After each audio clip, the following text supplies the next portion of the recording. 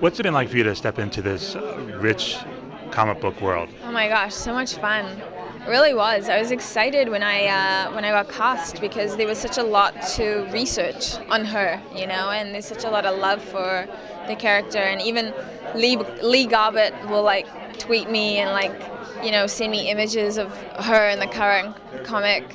She's the ruler of hell, which I think is so awesome. I'm like, yeah, Lucifer who? No, she's a lot of fun. What role does humor play? I mean, what does that add, do you feel, to this show to make it unique from so many comic book adaptations, the humor? Well, I think a large part of that is Tom. His ability to kind of take the language and things that, I mean, you're essentially rooting for the devil because he's so charming and likable, and what does that say about our world right now?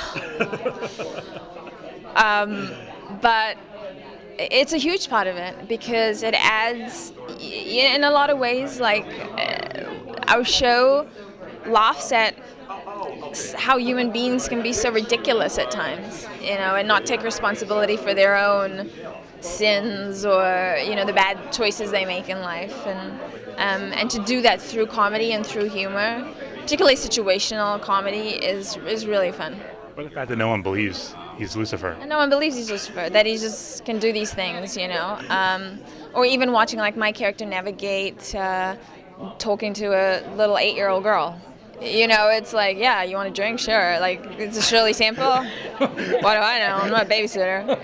It's like it comes out of, but I'm true to my character. Yeah. So yeah, it's fun. What is that adding the mom this year open up for season 2?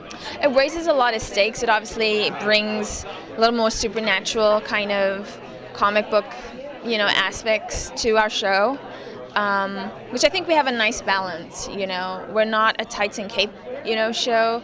We're not a straight procedural. We're not a comedy. We're not an action show. We're a little bit of everything.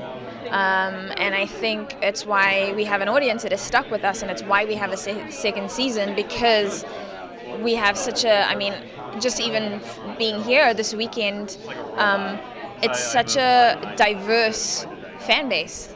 People who watch the show, it's even from grandmas and grandpas to 12-year-old kids who are up late and should be in bed. Yeah. Are you seeing people dressed up as your character in full regalia? But I hope I do. I hope there's some Mazikines. I will die. It was so fun. What's it like when you get to put all that gear on? Oh, man. It's I can't do, as after a while, standing on your feet for a long time is it's not great. But I can't play Maze without being in my heels and my leather pants. Somehow, just doesn't feel right. So, it's it's like the last piece of the puzzle, once you're in your makeup and your hair and how you walk, and it's fun. She's a lot of fun. Who do you draw inspiration from? For Maze? Ooh. I think any person, any woman who's felt like she's been taken advantage of, for sure, which I think she feels in a lot of that first season. But, the great, who would it be, Joan of Arc type, she's the leader of the little army, so she has to have this commanding, presence about her, and a brute force. It's a lot of characters in different film and television shows that you can draw from, but really any strong woman. And there's a lot of me in Maze, not the torture killing part. But I'm fiercely loyal to my friends and the people I love. I'm very physical, I'm passionate, and I love beating up boys in real life. My husband can attest. No, I'm joking. I'm